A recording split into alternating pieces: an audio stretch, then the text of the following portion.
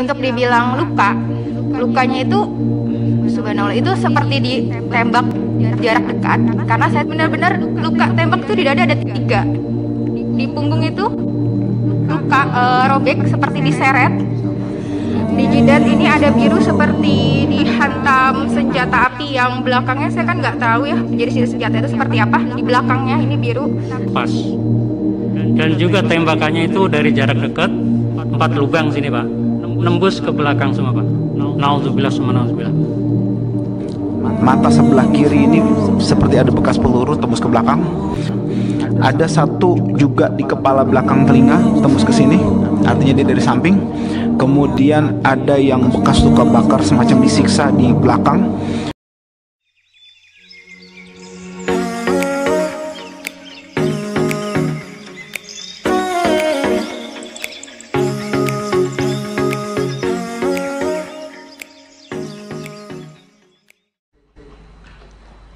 Ya, kalau dia lagi libur kerja, dia selalu ke sana, selalu awal. Saya hari Kamis, dia izin hari Kamis minggu kemarin. Biasanya hanya 2-3 hari dia berangkat, tapi ini udah lebih nggak pulang. Saya juga dapat informasi itu pas siang hari. Tapi masih simpang siur itu, saya masih belum percaya kalau itu adik saya. Jadi saya masih pas siang hari masih nunggu informasi yang jelas. Sudah.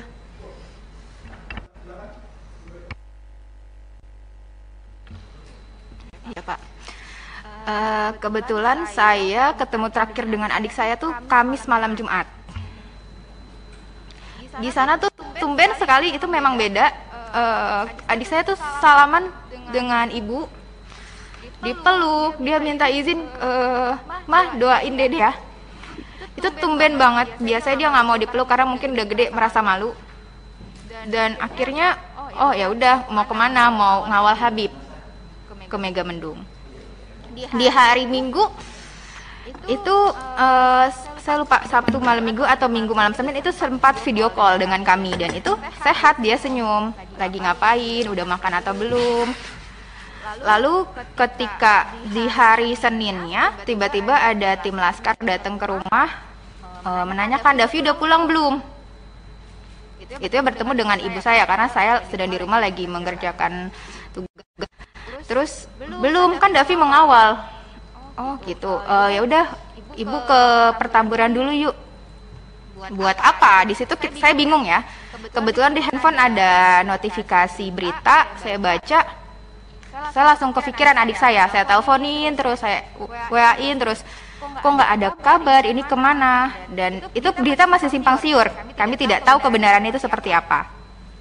Dan untuk dibilang lukanya itu subhanallah itu seperti ditembak jarak dekat, karena saya tidak ikut memandikan, karena memang kan kalau dalam Islam memandikan kalau misal laki-laki dengan laki-laki, dan itu kebetulan ayah saya yang akan memandikan. Ayah saya cerita sambil berderai air matanya sambil, oh ini benar-benar luka tembak itu di dada ada 3, di punggung itu luka robek seperti diseret, di jidat ini ada biru seperti dihantam senjata api yang belakangnya saya kan nggak tahu ya jadi senjata itu seperti apa, di belakangnya ini biru. Tapi alhamdulillahnya muka adik saya itu bersih karena mungkin tidak dipukul di muka, hanya dihantam di badannya 3, di belakangnya itu robek, sampai dikafankan pun darahnya masih mengucur.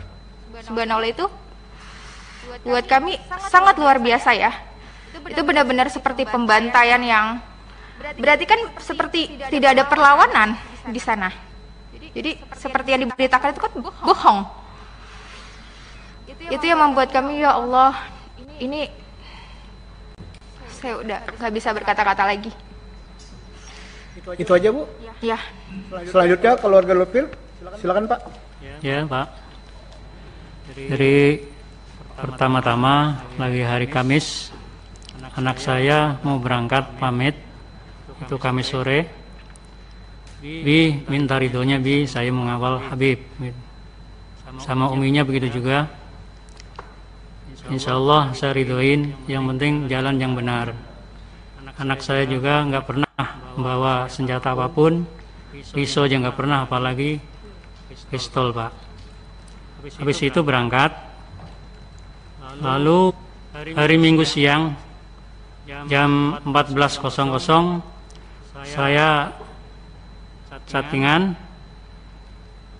jawabannya alhamdulillah saya sehat, saya belum bisa pulang Bi, kurang tahu kapan pulangnya. Habis itu saya nggak berhubungan lagi Pak. Tahu-tahu hari Senin kira-kira jam 3 sore itu ada kabar dari tetangga ke rumah bahwa di berita media sosial maupun TV Pak, itu anak saya termasuk yang diculik Pak. Karena apa diculik? Karena saya melihat sendiri pas dimandikan, menyaksikan itu kayak disiksa di punggung sini nih, kayak geseng Pak. Terus mohon maaf, kemaluannya itu bekas diinjak dan pipisnya bengkak biru dan tangannya sini terkelupas. Dan juga tembakannya itu dari jarak dekat 4 lubang sini Pak, nembus ke belakang semua Pak. Nauzubillah summa nauzubillah.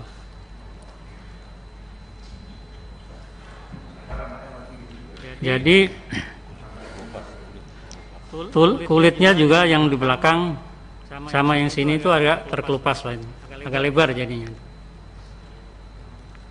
Yang saya ketahui itu Undiin Bang si Aziz. Ya nanti. Jadi menjawab pertanyaan tadi cukup seperti Oke. itu kejadiannya. Selanjutnya kiri saya, siapa yang mau bertanya Pak Adang? Atau siapa? Wah, itu sisi kanan saya. Oke. PKS satu aja Pak. Ya kalau Bapak bertanya, Sentoso. Oke, silakan Pak Sentoso. Terima kasih. Assalamualaikum warahmatullahi wabarakatuh. Pimpinan dan anggota Komisi 3 yang saya hormati, Bapak-bapak, keluarga korban tragedi Tol Cikampek. Yang pertama, tentunya saya ingin menyampaikan innalillahi wa inna ilaihi rajiun. Semoga almarhum husnul khotimah dan keluarga yang ditinggalkan diberikan kekuatan dan ketabahan. Bapak Ibu yang saya hormati, tanggal 10 ini bertepatan dengan Hari Hak Asasi Manusia di sedunia, di mana sebelum jatuh pada tanggal 10 ini telah terjadi tragedi di Indonesia yang kita semua tahu sangat menyayat hati, dan semoga kejadian ini tidak berulang lagi. Saya fokus pada keluarga almarhum ya. Setelah kejadian itu dan almarhum sudah dimakamkan, apakah barang-barang milik almarhum, mungkin termasuk HP-nya atau apa, dikembalikan oleh pihak aparat kepada pihak keluarga? Ini sangat penting, mungkin nanti bisa menjadi pembuktian pada saat proses-proses ini berjalan gitu. Kemudian yang berikutnya,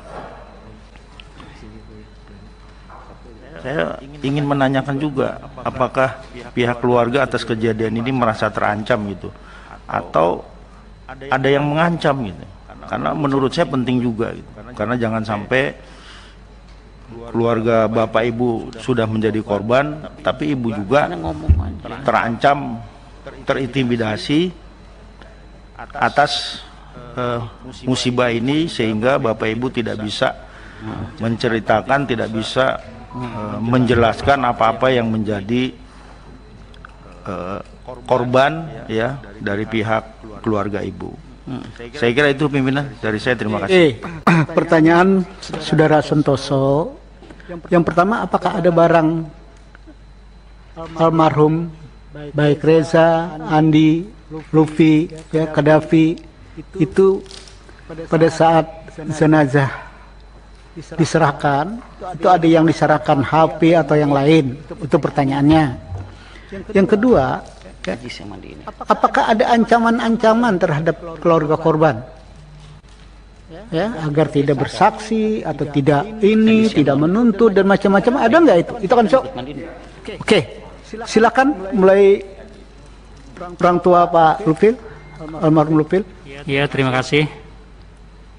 Sampaikan bahwasanya barang-barangnya itu KTP pun nggak ada, KTP pun nggak ada, apalagi HP atau tasnya. Biasa itu anak saya bawa tas yang kecil itu buat HP dan lain-lainnya. Jadi KTP pun enggak, atau pakaian juga enggak. Yang keduanya, tadi ada ancaman dan macam-macam, Pak? Saya cuma kecurigaan saya sendiri, jadi kayak terancam. Jadi banyak wartawan yang tidak jelas gitu, atau orang yang tidak jelas mau menanya yang macam-macam gitu. Tapi insya Allah saya berteguh bahwa saya nggak akan menjawab di situ walaupun ada ancaman apapun. Itu terima kasih. Oke, silakan. Yang mewakili almarhum Qaddafi, silakan. Pertanyaannya ada dua, Bu. Ada barang almarhum Qaddafi nggak? Yang kedua, ada ancaman nggak? Silakan. Ini juga yang akan saya tanyakan sebenarnya pimpinan.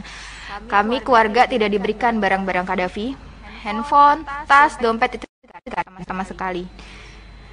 Dan kami juga semalam sempat saya tanyakan, ini apakah memang ada barang-barang yang diberikan? Maksudnya agar kami bisa tahu ya handphonenya, karena di handphone itu juga kan pasti ada foto kami keluarga dan yang lainnya. Lalu untuk ancaman, untuk sampai saat ini alhamdulillah memang tidak ada. Namun sama seperti yang diinformasikan Bapak Lutfi, kami merasa resah karena ketika ada kemarin pada saat di hari Senin, kami kan sekeluarga di pertamburan semua. Itu banyak orang yang datang bilang dari A, B, C untuk menanyakan, sekedar menanyakan, melihat-lihat di sekitar rumah. Itu sangat meresahkan, apalagi kami satu keluarga itu wanita semua. Hanya ayah saya saja laki-laki untuk saat ini. Itu yang saat ini dikeluhkan oleh kami. Gimana kalau misalnya nanti ayah saya nggak ada di rumah, di sana hanya wanita saja, lalu nanti banyak orang yang datang. Ada ancaman nggak, Bu? Kalau ancaman secara langsung tidak ada, tapi hanya ada sekitar melihat, menanyakan seperti itu, pimpinan. Oke, terima kasih, Bu ya. Terima kasih. Silakan keluarga Reza dulu. Silakan, Bu. Apakah ada barang Reza pada saat jenazah, ada atau enggak? Yang kedua, apakah ada ancaman terhadap keluarga Ibu sesudah peristiwa ini? Itu pertanyaan Pak Santoso. Untuk barang Reza nggak ada, tidak ada yang dipulangkan. Untuk ancaman alhamdulillah belum, hanya saja jangan sampai wartawan yang menanyakan keluarga Reza, simpang siur di bolak-balik melihat rumah, menanyakan sama orang-orang sekitar situ tentang Reza. Karena kita juga resah, sama saya seperti Qaddafi. Saya laki-laki di rumah hanya satu, abang saya. Saya di rumah berempat, perempuan 3, satu balita. Kami hanya merasakan resah. Terima kasih. Terima kasih. Keluarga Andi, silakan Pak. Ya, terima kasih Pak Ketua. Sebetulnya sama Pak.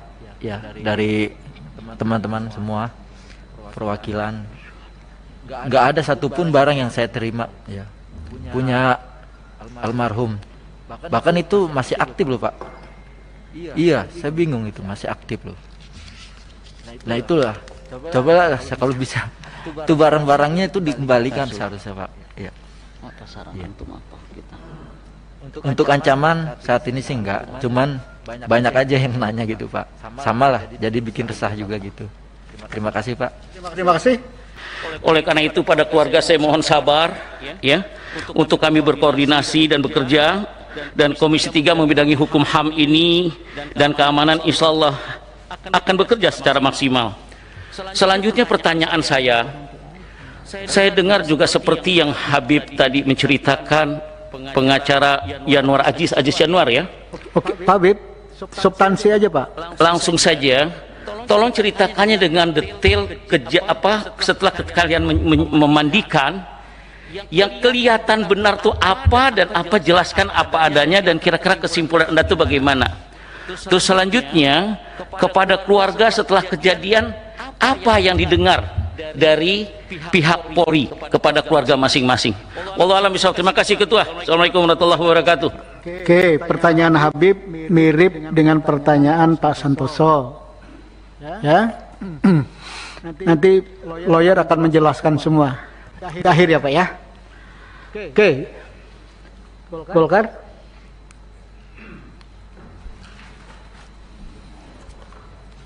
Terima kasih pimpinan.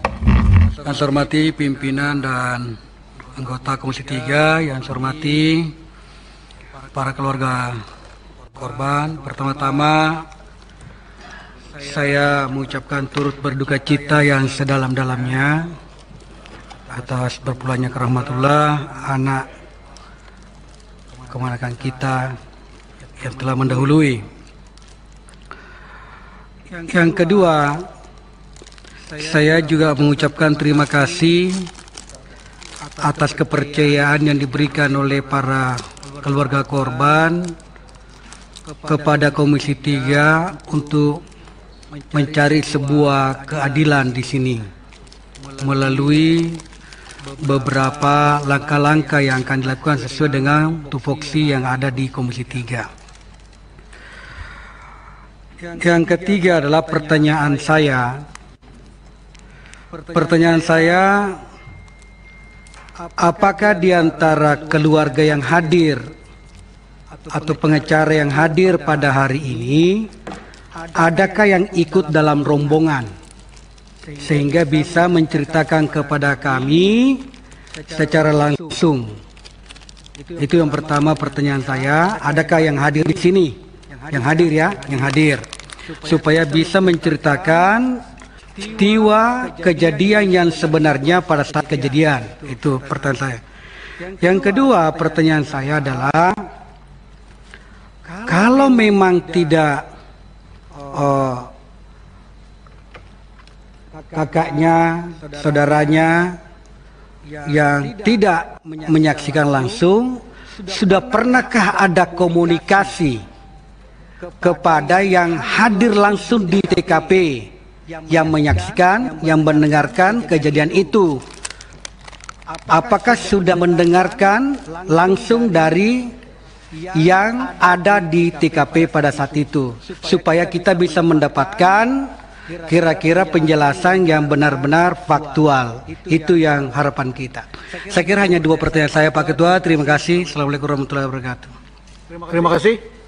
Silakan dari keluarga Upil dulu.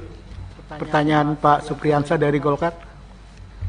Iya, terima kasih Pak Ketua. Jadi belum ada sama sekali. Jadi semuanya itu memang belum. Saya nggak bisa tidak berhubungan sama orang yang menyaksikan. Saya tidak berhubungan karena mungkin masalah medsos saya kurang tahu Pak gitu. Jadi itu aja, terima kasih. Oke, silakan Bu. Kami juga sama ya pimpinan, kami juga belum berhubungan secara langsung dengan saksi mata. Tolong yang dekat dengan mic-nya Bu, agar kawan-kawan wartawan mendengarnya. Kami juga sama, kami belum berhubungan secara langsung dengan saksi mata. Itu. Oke, silakan Pak. Ya, kemarin saya cuma dapat secara langsung pemberitahuan, cerita ya, langsung di situ. Tapi cerita ini kan, kejadian ini memang keluarga, ngiringin keluarga pengajian, bukan ngiringin kemana-mana, keluarga, sekeluarga isinya, ya kan? Kejadian itu aja. Kenapa bisa terjadi seperti ini gitu. Dan kalau untuk saya nanya ke langsung, yang artinya temannya korban, Belum, saya belum dapat langsung. Ya, saya hanya dapat dari cerita dari kemarin saya mengikuti proses pemakaman di Megamendung. Ya, itu aja. Terima kasih. Terima kasih, Ibu. Sama, saya juga belum bertemu. Pak Arsul.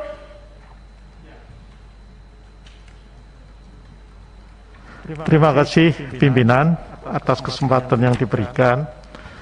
Bapak Ibu para keluarga korban yang kami hormati, pertama-tama kami juga ingin menyampaikan rasa duka cita yang mendalam atas wafatnya para laskar atau pengawal di FPI ini. Tentu ini sebuah peristiwa yang luar biasa karena menyangkut 6 nyawa. Pada kesempatan ini kalau diperkenankan pimpinan, saya mohon nanti dibantu. Saya sudah membaca apa yang disampaikan oleh teman-teman tim pendamping, tetapi saya kira perlu lebih komprehensif lagi, terutama yang terkait dengan lokus delikti, ya. Di sini harus disebutkan dari kawasan di Bogor kemudian ke tol Jakarta Cikampek, itu belum menggambarkan satu detail saya kira yang diperlukan. Kenapa itu perlu? Sehingga kalau kami nanti dalam menjalankan fungsi-fungsi pengawasan terhadap mitra ini juga mempunyai informasi yang lebih komprehensif, sehingga bisa kami bandingkan antara yang disampaikan oleh teman-teman tim hukum ini dengan katakanlah yang nanti akan dijelaskan oleh pihak kepolisian. Saya kira itu saja Pak Desmond, terima kasih kalau diizinkan untuk mendapatkan penjelasan yang lebih komprehensif tentang peristiwa itu. Karena misalnya di media disebut-sebut di kilometer 50 dan segala macam itu kan bangsa di daerah sekitar antara Kerawang Barat dan Kerawang Timur kan kira-kira. Itu terima kasih. Terima kasih. Saya cuma ingatkan Pak Arsul, lawyer ini kan lawyer keluarga korban. Apa yang disampaikan Pak Atria Dahlan itu ingin mencari kebenaran dari dua pihak yang sampai hari ini kami ini berusaha untuk di tengah-tengah. Ya, keterangan dari EPI begini, keterangan dari pihak kepolisian begini. Sekarang kita mendengar keluarga korban. Maka tentunya ya, rapat kita hari ini adalah kita mendengar kapasitas keluarga korban. Mungkin ada hal-hal yang diketahui seperti yang dipaparkan Pak Atria Dahlan. Itu yang sangat kami perlukan. Hal-hal dalam rangka ya, Bapak minta bantuan, kami juga minta bantuan agar fakta yang sebenarnya itu yang mana, ya, agar Komisi 3 jelas arah tujuannya. Ini ada ketidakadilan, tapi ada informasi yang hari ini simpang siur. Untuk proses ini Komisi 3 adalah memutirin satu-satu, ya, informasi itu.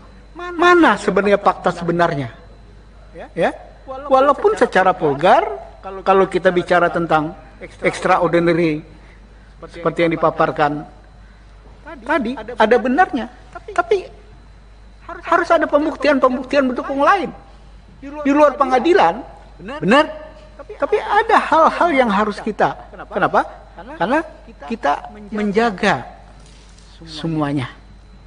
Ada enggak ya pelatihan khusus untuk melakukan pengawal? Nah itu agak relevan. Silakan, ada nggak pelatihan khusus itu yang ibu ketahuin? Kalau nggak tahu nggak usah dijawab ibu-ibu. Ya, permisi Bapak Ketua. Terima Silakan. kasih. Saya hanya klarifikasi ya, karena begini. Tadi saya sudah terangkan bahwasannya ini rombongan imam untuk mengaji keluarga. Ya, datang di perjalanan jam 10 itu untuk rombongan keluarga diiringin dua mobil laskar depan, 2 di belakang. Kan seperti itu. Ya, mungkin udah pada tahu. Jadi ini bukannya perang, bukannya perang. Ya, kalau perang semua bawa senjata Pak. Ya, gitu. Yang kedua tadi untuk mengetahui laskar pasukan khusus ya, saya kan itu nggak ke situ ya, nggak tahu ya, nggak tahu apakah khusus apa. Mungkin khusus itu maksudnya khusus pada saat itu yang ditugaskan oleh imam, gitu, ya, gitu Pak. Dan masalah pistol ya, sekarang begini Pak logikanya, pistol kayaknya udah tahu harganya berapa pistol mungkin ya. Laskar ini, pejuang-pejuang Islam ini sukarela Pak, dengan hati nurani, mau beli baju aja pakai nyicil, maaf ya Pak ya. Sekarang gimana bisa ada punya senjata seperti itu? Iya Pak, seperti itu. Saya juga Terima kasih. Gini loh Pak, kalau ini laskar kan tentara, jadi bingung juga saya. Laskar ini tentara untuk perang juga, perang sama siapa? Ini loh, saya juga jadi bingung. Gitu loh. Kalau ini laskar, ini kan perang, juga nggak benar ini. Ya, saya sebagai pimpinan Komisi 3 melihat hal-hal kayak gini, jadi kayak negara ini dalam keadaan perang semua. Jadi kalau udah laskar-laskaran ini sama saja. Zaman kita laskar pra-revolusi, kakek saya juga komandan laskar. Untuk ini, tapi tujuannya kemerdekaan. Nah, laskar sekarang tujuannya apa? Mau mendirikan negara Islam? Itu melawan konstitusi. Hal kayak gini menurut saya, ya, harus hati-hati, ya. Jangan sampai Indonesia yang sudah damai di tengah problemnya yang sangat banyak, kok berantuk sama kita. Memang kita mau bubarkan negara ini? Kan tidak. Yang saya pahami, Habib tidak mau bubarkan agama, kan? Gitu loh. Jadi kita hati-hati ya sebagai anak bangsa. Jangan diantara kita kesannya mau perang-perangan. Ya, kalau perang-perangan, ya kita juga yang jadi lucu. Agak keluar konteks saya karena ini bicara tentang berbangsa.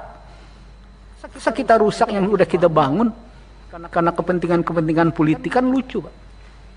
Sudah saatnya kita cooling down untuk menghadapi persoalan COVID yang kapan selesainya tidak jelas. Bangsa ini untuk bertahan aja udah bagus gitu loh. Oke. Catatannya begini Pak, Komisi 3 ini kan menunggu Pak, ya, karena pengawasan kami ya menunggu. Satu langkah lebih maju, pansus. Ya, ini lawyer tolong nanti dijelaskan ini. Tapi kan tidak mungkin pansus, ya, karena belum masih ngambang. Ya, kalau bicara pansus tingkatannya kan tanggung jawabnya kemana? Gitu loh Pak. Jadi kami menunggu. Nah, apa yang disampaikan Pak Roni ya sebagai pimpinan, hari ini kami menunggu penjelasan detail dari ini semua. Ini 6 korban, 4-nya mana? Ada peristiwa, mana saksi ya yang lain? Kenapa tidak berani bersaksi? Itu yang sebenarnya yang disampaikan Pak Roni. Saksi ini agar semuanya jadi jernih. Hari ini baru sebatas keterangan polisi, keterangan dari pihak EPI. Agak susah bagi Komisi 3. Ya, hari ini Komisi 3 belum bersikap apa-apa. Karena masih menunggu. Kenapa menunggu? Karena belum. Maka ada Komnas HAM, ya, ada Amnesty International. Apakah nanti pemerintah akan melakukan tim independen seperti biasanya? Jadi kami belum rapat menentukan langkah-langkah. Karena kami mengharapkan EPI datang ke Komisi 3. Kita akan dengarkan. Ya, sebelum tentunya kami panggil pihak kepolisian. Kalau EPI tidak memberi bisa penjelasan ke Komisi 3 apakah rapat buka atau tertutup, Tidak mungkin kami mengundang mitra. Dijawab mitra juga kami tidak bisa bantah apa-apa berdasarkan informasi yang sama-sama siapa yang benar di antara dua pihak. Begini Bapak Ibu. Dua pihak ini kan kami harus berada di tengah-tengah agar melihat secara jernih. Yang benar itu mana? Maka kami menunggu saksi-saksi atas peristiwa ini agar kita bisa melakukan langkah-langkah ke depan. Saya pikir sebelum saya tutup, silakan ringkas padat, senior. Silakan. Assalamualaikum warahmatullahi wabarakatuh. Pimpinan sidang yang kami hormati, seluruh anggota Komisi 3, kami mengucapkan terima kasih yang sebesar-besarnya pada kesempatan ini telah diterima dengan baik, dan kami sangat berharap bahwa Komisi 3 sesuai dengan mekanismenya, harapan kami tentu karena ini kasus yang cukup besar, bahkan karena kita bicara negara kita negara hukum, maka apa yang terjadi pada saat ini adalah bagian lain terasa mencederai institusi penegak hukum terdepan, polisi. Oleh karena itu, kita harus mencari fakta dan bukti yang transparan, imparsial dan objektif terhadap kasus ini. Oleh karenanya, melalui Komisi 3 kami menghimbau untuk dapat mendorong agar dibentuk tim pencari fakta. Yang kami usulkan, baik mekanismenya bagaimana, mungkin pimpinan lebih banyak tahu, yang ini adalah rumah tangga pimpinan sendiri, atau juga dibentuk panja ya untuk kasus ini, menarik tentang fakta yang harus terungkap. Tadi kan ada satu pertanyaan yang berkaitan dengan handphone, dan saat ini handphone itu begitu berarti terhadap merekam kejadian-kejadian. Oleh karena itu, menurut hemat kami, karena dari keluarga tadi belum ada yang mendapat pengembalian, dari tim penasihat hukum juga tidak dapatkan itu. Oleh karena itu harus diamankan. Jadi untuk berbicara imparsial, netralitas, objektivitas, tentu tidak. Karena ini kan yang disoroti adalah institusi kepolisian. Tidak tentu saja barang-barang yang berkaitan dengan pembuktian itu harus di luar institusi yang bermasalah tentu. Temat kami itu bagian terpenting yang harus digarisbawahi. Yang kedua, harapan kami, karena kami tahu bahwa Komisi 3 dalam waktu dekat ini akan reses yang cukup panjang, hampir 1 bulan ya. Oleh karenanya kami juga meminta untuk ada pemantauan yang serius ya. Apakah nanti Komisi 3 melalui pimpinannya atau Pak Desmond sebagai pimpinan sidang pada hari ini, bagaimana mengusulkan supaya Komisi 3 juga melakukan pemantauan secara aktif. Kaitan dengan beberapa hal yang cukup penting atas kejadian ini adalah para saksi. Saksi-saksi yang tadi ada katanya 4 orang yang masih belum diketahui. Nah, kebetulan salah satu tim kita juga adalah dari EPI. Sedianya kami meminta Sekjen sudah siap hadir sebetulnya pada hari ini. Saya konfirmasi ke beliau, tapi mendadak saya nggak ngerti karena ini ada aturan COVID begitu loh ya. Kemudian kami belum dapat penjelasan, beliau tidak berhalangan hadir saat ini. Jadi intinya adalah kami meminta kepada Komisi 3 melalui persidangan ini untuk intensif membentuk tim pencari fakta ya, supaya netralitasnya bisa terjaga, dan kemudian memantau secara terus-menerus atas perkembangan kasus ini.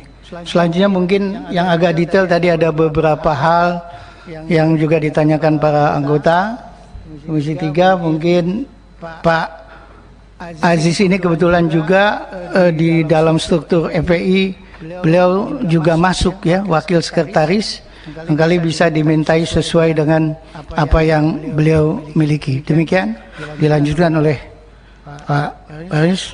Wabillahi taufiq wal hidayah. Assalamualaikum warahmatullahi wabarakatuh.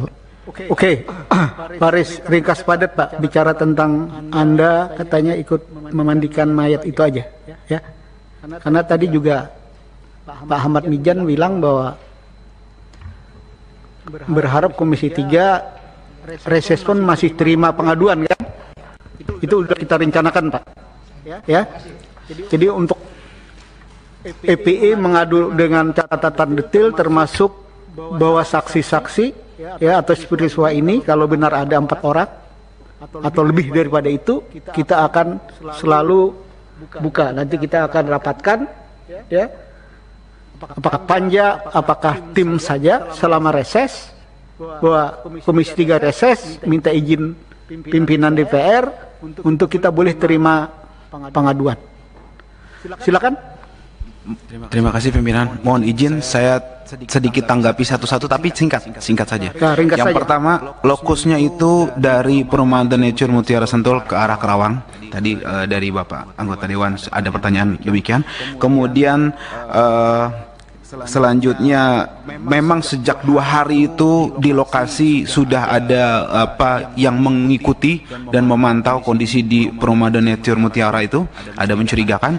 Kemudian selanjutnya mengenai dokumentasi, kita alhamdulillah menyimpan lengkap video, foto dengan akurasi yang sangat baik. Insya Allah jika memang terbuka untuk kita publish dan kita cross check untuk membuka tabir ini, kita siap.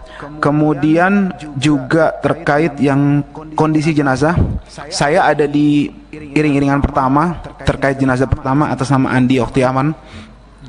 Saya juga melihat bagaimana itu diproses. Saya lihat bentar. Itu bisa rapat lain nggak nanti kita agendakan? Bisa. Kan Anda menarik sekali. Iya. Bukti-bukti itu kan kita mungkin ada rapat lain. Ada, saya mau tambahkan lagi. Kita juga memiliki saksi-saksi di lokasi rest area 57 yang juga menegaskan bahwa itu terjadi tadi yang Pak Sahroni tadi katakan bukan pembantaian, itu arahnya tapi bukan di sini. Mungkin penjelasan lebih detail karena itu sangat memilukan. Kita ada saksi juga, insya Allah. Kemudian juga terkait kondisi jenazah, saya lanjutkan. Saya melihat sendiri mata sebelah kiri ini seperti ada bekas peluru tembus ke belakang. Kemudian ketika dimandikan kondisinya hampir semua tubuh badan ini ada bekas lubang peluru tembus ke belakang. Ada satu juga di kepala belakang telinga tembus ke sini, artinya dia dari samping. Kemudian ada yang bekas luka bakar semacam disiksa di belakang. Kemudian ada juga yang terkelupas seperti terseret atau dikelupas gitu kulitnya. Yang jelas sangat memilukan fisiknya ya seperti itu. Tapi nanti dokumentasinya sudah kita siapkan.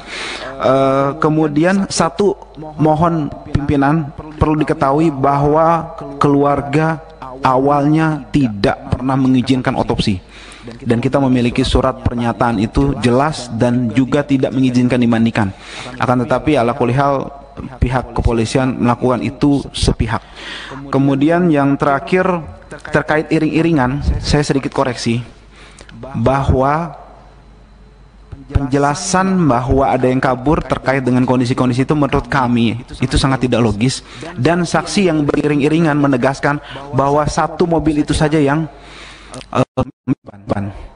ya itu nanti foto-foto bukti-bukti video itu mendukungnya Mas.